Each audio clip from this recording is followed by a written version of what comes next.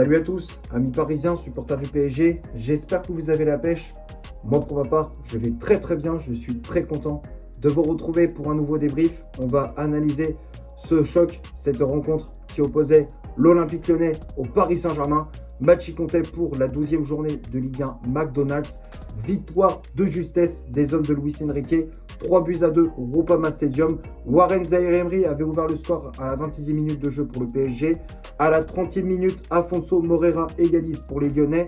33e, Vicha Kvaratskhelia redonne l'avantage aux visiteurs. À la 50e, Maitland-Niles recolle les deux équipes à égalité. Et à la 95e, au bout du temps additionnel, João Neves arrache les 3 points pour les Parisiens. Et grâce à ce succès, le club de la capitale reprend sa place de leader. Le classement, je te l'affiche juste ici. Donc on est de nouveau premier avec 27 points en compteur. 8 victoires, 3 matchs nuls et une défaite. On compte désormais 2 points d'avance sur l'Olympique de Marseille qui est 2e. Et également 2 points d'avance sur le RC Lens qui est 3e. Bon, on va parler de ce qui s'est passé durant ce match face à cette équipe lyonnaise.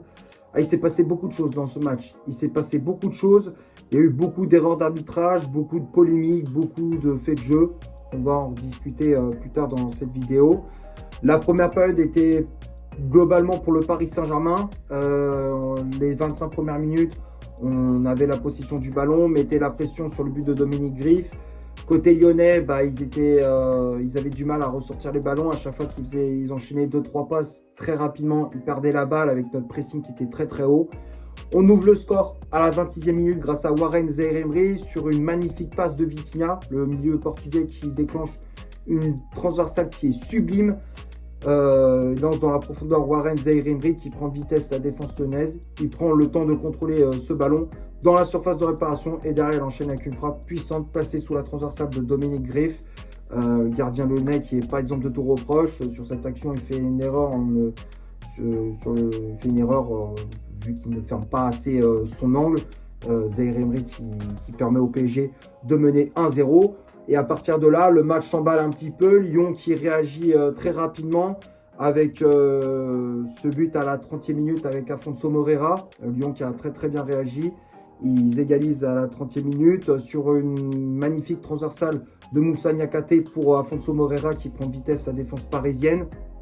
Et derrière, le jeune lyonnais qui ajuste parfaitement Lucas Chevalier d'un plat du pied. Un partout, le match est complètement relancé, ça part dans tous les sens. Et 3 minutes après le but de Moreira, le deuxième but parisien intervient avec Kvaratskhelia. Alors c'est vrai qu'il y a cette polémique, ce fait de jeu avec cette soi-disant faute de Vitinha sur Taner Telsman. Alors pour moi, c'est vrai que ça peut siffler ce genre de faute puisque tu vois bien le ballon, la jambe de Taner Telsman, elle a été touchée en premier par Vitinha. Puis derrière, Vitinha récupère le ballon. Donc ça peut siffler ce genre de choses. Je ne dis pas qu'il y a forcément faute, mais pour moi, ça peut siffler. Tu vois, il y a des arbitres qui vont siffler ce type de faute, d'autres pas. Donc voilà, en tout cas, ça fait quand même but. Récupération de balle, comme je disais, de Vitinha dans les pieds de Telsman. Kvaratskhelia qui servit à l'entrée de la surface. Et derrière, il ajuste parfaitement Dominique Griff d'un plat du pied. 2-1, pareil, qui reprend les devants. Et il y a un autre fait de jeu avec cette main d'Ilya Zabarny juste avant la mi-temps. L'arbitre qui a été, apparemment, il a été consulté par ses assistants à la VAR. Et c'est quand même bizarre qu'il n'ait pas justement signalé un penalty pour les Lyonnais, puisque bon, tu vois bien la main de Zabarny, elle est flagrante. D'ailleurs, le défenseur ukrainien a fait un match catastrophique encore une fois. J'ai l'impression, comme je disais, de fur et à mesure, les matchs de Zabarny, ils font que de dégringoler. C'est impressionnant. Le niveau de Zabarny en ce moment, c'est une catastrophe. Mais on s'en sort bien. À la mi-temps, on mène 2-1. Et la deuxième période, par contre, on était vraiment sous l'eau. On a pris l'eau dans tous les domaines, dans tous les compartiments de jeu. On était vraiment en dessous de ce qu'on était capable de faire.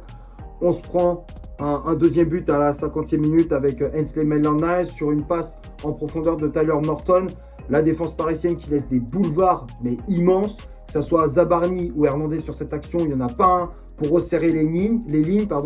Maitland-Niles qui prend de vitesse Lucas Hernandez. Et derrière, il ajuste parfaitement Lucas Chevalier d'un lob magnifique. Alors, Chevalier aussi, on va en parler de Lucas Chevalier. Je ne comprends pas sa sortie. Pourquoi il fait ça? Sérieusement.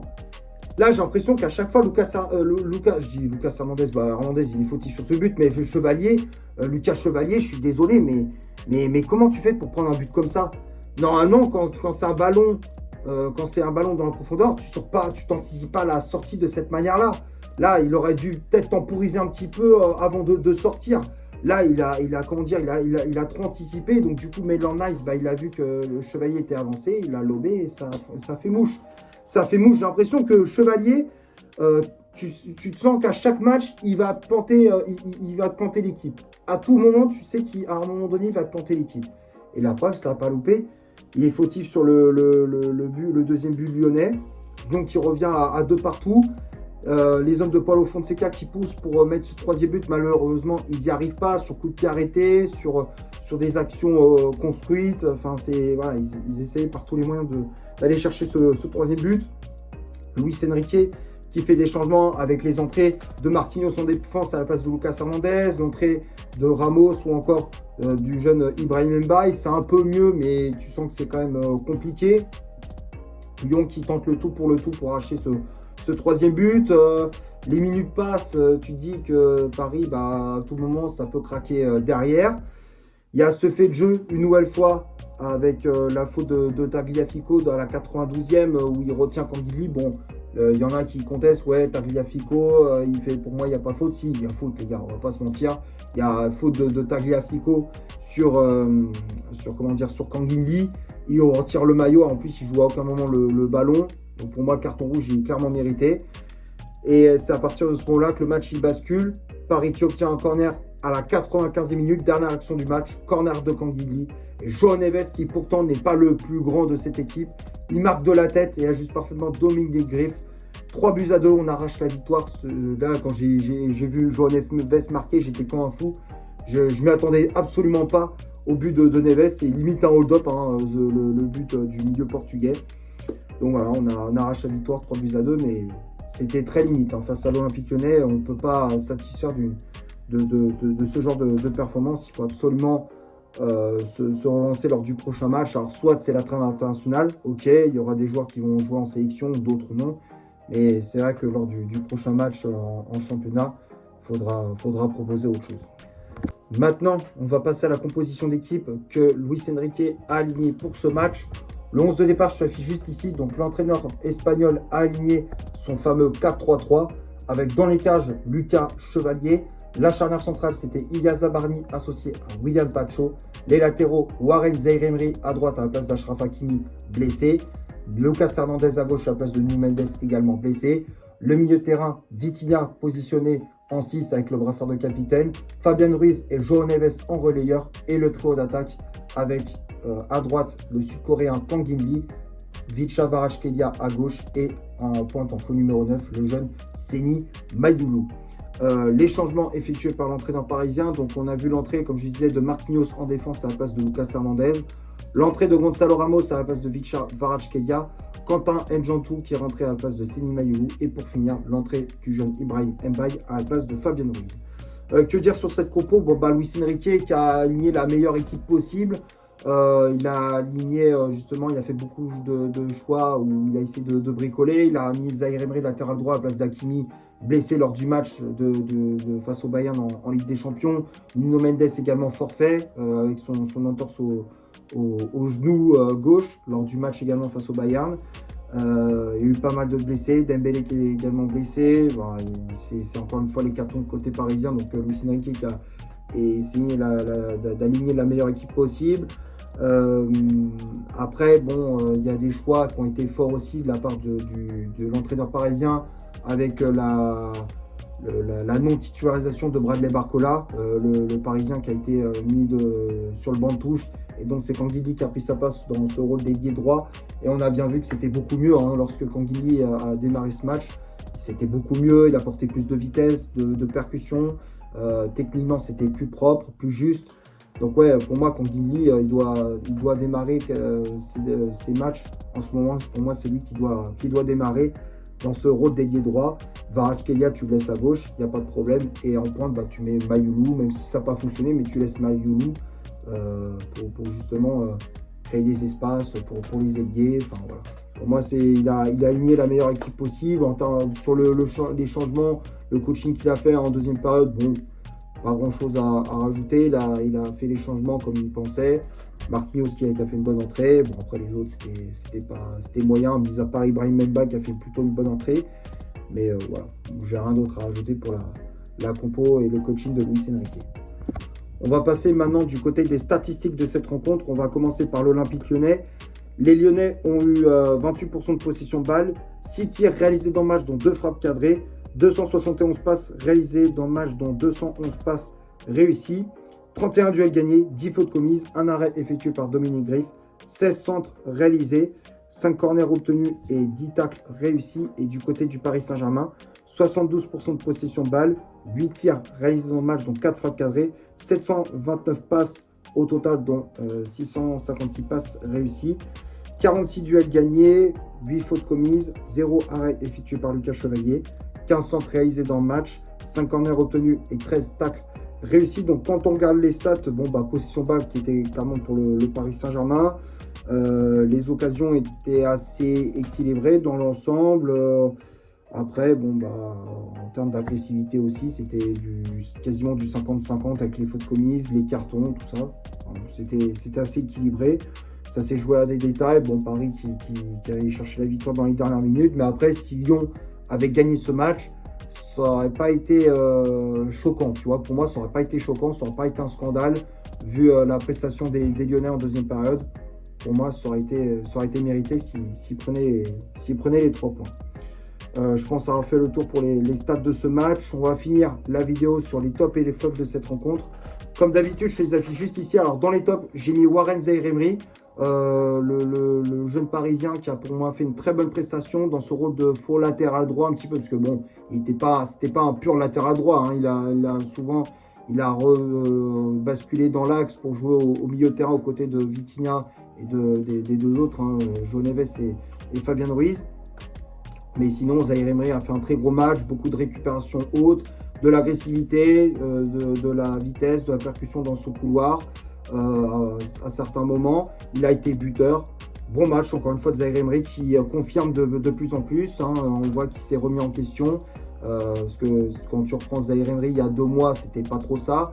Là, il est de nouveau performant, il est efficace quand il est titulaire. Ça fait plaisir de le revoir à ce niveau-là.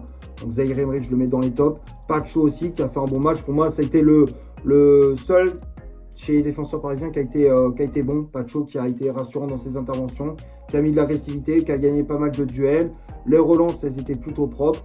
Bon match de la part du défenseur équatorien. Vitinha, qui pour moi a été l'homme du match. Passeur décisif sur le but de Zaïre-Emery. Il s'est créé il a créé des décalages sur les côtés, que ce soit pour Kvaratskhelia et Kanguinli. La vista du milieu parisien est très précieuse. Techniquement, c'est propre dans les petits espaces, les passes longues, les passes courtes, passes moyennes également. Rien à dire. Franchement, Vitinha qui a encore une fois fait son match. João Neves aussi qui a fait un gros match. Il a mis beaucoup d'intensité dans ses courses. Il a récupéré pas mal de ballons, il a fait preuve de combativité. Bon match de la part de João Neves. Et puis les attaquants Kanguinli et Kvaratskhelia, je les ai également mis dans les tops. Kanguinli qui a fait une très grosse prestation dans son couloir, qui a apporté de la vitesse, de la percussion. Il s'est créé de pas mal d'occasions. Il est passeur décisif sur le but de João Neves. Encore une fois, Kanguinli, quand il rentre, il est efficace. Et même en tant que titulaire, à l'heure actuelle, il est très très bon aussi. Faut le dire, Kanguinli, je le mets dans les tops. Kvaratskhelia aussi, qui a fait un bon match, qui a été buteur. Même si par moment, il a été un petit peu en difficulté face à Robin Kluivert, le latéral droit de l'Olympique Lyonnais. Mais sinon, il a fait globalement une bonne prestation dans ses courses. Il a mis de l'intensité, de la vitesse. J'ai rien d'autre à rajouter pour la prestation du Géorgien. Et j'ai mis aussi Marquinhos et Mbaye dans les tops. Et du côté des flops, bon bah Lucas Chevalier, forcément. Chevalier qui a fait une prestation catastrophique. Autant il y en a sur le premier but peut-être, bon il y en a qui disent ouais il aurait pu faire mieux. Bon après un face à face entre un gardien et un attaquant, c'est soit tu gagnes soit tu perds. Hein. C'est soit l'un soit l'autre. Donc sur le but, premier but, Lionel, je lui en veux pas trop. Lucas Chevalier, par contre, c'est le deuxième. Là, le deuxième, pour moi, il est clairement fautif. Je comprends pas pourquoi il est avancé de 8 mètres par rapport à sa ligne de but. Pourquoi il est trop avancé par rapport à Maitland Nice. Je ne comprends pas ce qu'il a voulu faire. Donc, ouais, il est fautif pour moi sur le deuxième but. Ses sorties aériennes, elles n'étaient pas vraiment rassurantes. Alors, ok, jouer au pied, c'est propre. Mais il n'y a rien d'exceptionnel, tu vois. Donc, pour moi, Chevalier, c'est pas un match référence, encore une fois, pour lui. Pour l'instant, je reste encore sur ma fin pour l'ancien portier du LOSC. Ensuite, j'ai mis Zabarni et Hernandez. Hein. Zabarni qui a fait encore une fois un match catastrophique derrière.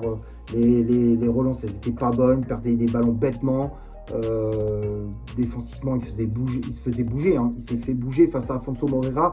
Ah, il lui a tout fait. Afonso Moreira, il a fait mordre la poussière à Zabarni. Hein. Zabarni, il était totalement à la ramasse face à Afonso Moreira. Donc c'est pour ça que je le mets dans les flops. Lucas Hernandez, pareil, fautif sur le deuxième but lyonnais. Tout le temps en retard, manque d'anticipation. Il se faisait prendre souvent de vitesse. Ouais, Hernandez a été pas bon. Il n'a pas été bon. Fabien Ruiz, pareil, match très moyen de Ruiz. Maïlou, il était totalement à côté de ses pompes également. C'est pas un match référence pour le jeune parisien qui a manqué de rythme, de vitesse. Je suis un peu déçu de sa prestation. Et puis, j'ai mis Ramos et Njantou dans les flops également. Ils n'ont pas fait une superbe entrée en jeu. Voilà, je pense avoir fait le tour pour ce Lyon-Paris Saint-Germain. J'espère que le débrief vous aura plu. Si c'est le cas, vous laissez un énorme like. Tu t'abonnes. Tu n'hésites pas à me dire dans les commentaires ce que tu as pensé du match et de mon débrief. Partage la vidéo sur tes réseaux sociaux. N'hésite pas à faire un tour sur mon compte Instagram. Je te l'affiche juste ici. Et d'ici là, portez-vous bien. On se retrouve pour un prochain débrief. Ciao et allez Paris.